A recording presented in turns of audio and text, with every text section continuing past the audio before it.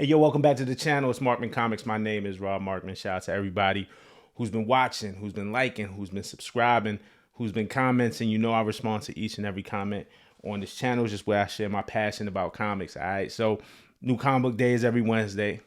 I strive to get this video up every Wednesday. This week was super busy.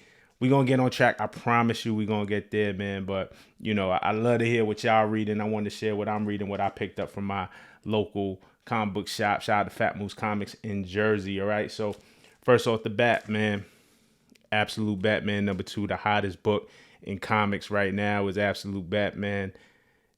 Issue #2, good follow-up, real good follow-up. A little more about Bruce's origin being revealed, you know, and he connects with his friends in this one, so we see more of his life, and which the twist in this is, if you can read between the lines, like his friends that he grew up with are Harvey Dent and Oswald Cobblepot and Ed Nigma and Waylon Jones and Selena Kyle. So, you know, we see more about Bruce Wayne and his world in this. So it was good. It wasn't as explosive as issue 1. I thought issue 1 was just like such an event. But this is good world building. I think it slows down a little bit, starts building into the story and setting us up for what we're going to get. So this felt like a really good setup issue. Dope story. And then, you know, I had to get the Dan Panosian variant. You know, when it comes to variant, I don't even know if this is a 1 in 50 or 1 in 25 or 1 in 1. I don't know. Like, I really don't pay attention. I just like, if I see the cover, if it's an artist that I like, you know, usually if it's a McFarlane variant or a Liefeld variant, a Sanford Green variant, you know, there's just certain artists that I would get a Jim Lee variant, but this is Dan Panosian and a homage to Frank Miller Dark Knight #2, which I thought was dope, which I have up on the wall back there. You probably can't see it. It's probably out of frame, but really, really like this cover. All right, so G.I. Joe, there's a new G.I. Joe book by Image and Skybound. So this all connects to the Energon universe, right? So Transformers, Void Rivals. I just started reading Transformers. I know I'm mad late. I picked up issues 1 through 13, just whichever printings I can find, right? I think there might be like 9 printings of issue 1. I just wanted to read the story. So that was a big part of my childhood. So I know I'm late on this, but I wanted to jump in here. Let me know what y'all think of Transformers and G.I. Joe. You know, I read the first issue. I thought the first issue was cool. Again, setting it up, it was exactly what I expected. You know, seeing the Joe, seeing Cobra. It's cool. So far I'm in. I'm going to follow this one. I was happy with this purchase. Uncanny X-Men #6. Now I said, you know, I did this video. Is there too many X-Men comics, right? Or do we have too many X-Men comics out from the ashes? There's 15 titles. This, and I dropped a couple. This is my favorite of the new X-Men series.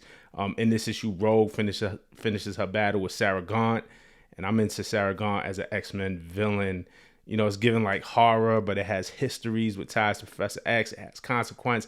I really like her as a villain. I liked her versus Rogue. I thought that was a dope fight. And then Gambit and Wolverine and the new X-Kids, you know, Gambit and Wolverine lead them into battle. There was some good action in this. This one continues to be my favorite out of all the new X-Men books. Gail Simone is killing it.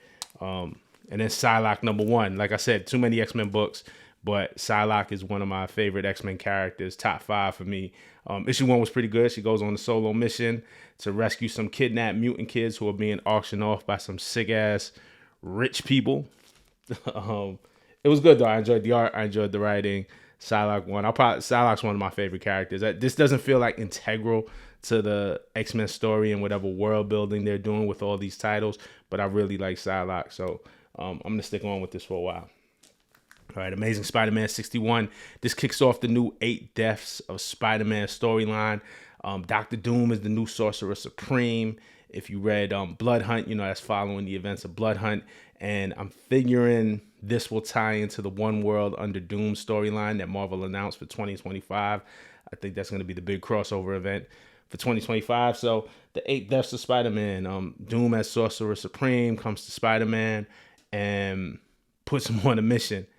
And so, you know, he has multiple lives. Spoiler alert. He has multiple lives to complete this mission.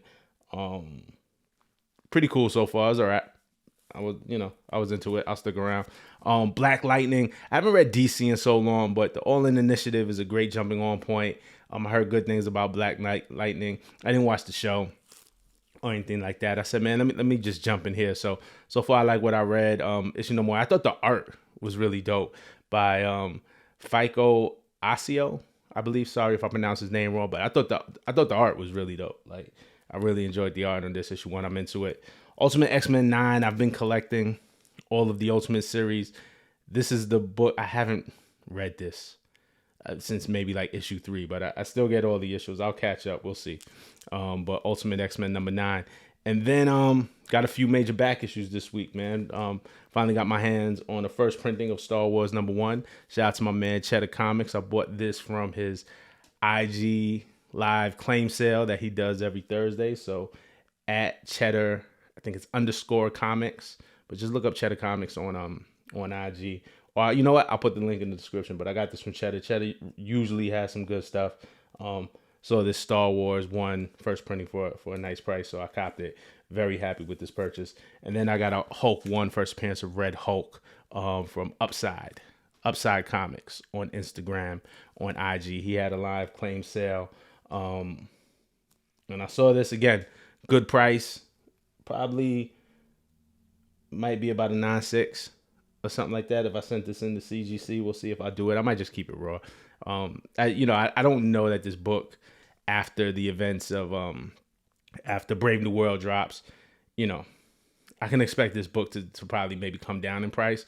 So I don't know if it'll be worth it to send it to CGC.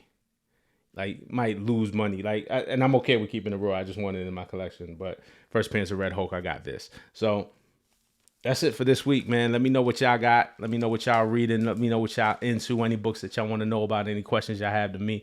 Leave that in the comments. And I'm gonna see you next week with some more videos. Definitely got some more for you.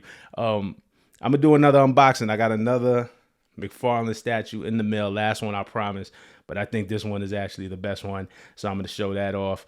And got a couple more videos coming y'all way. So stick with me. Appreciate y'all. All right. Peace.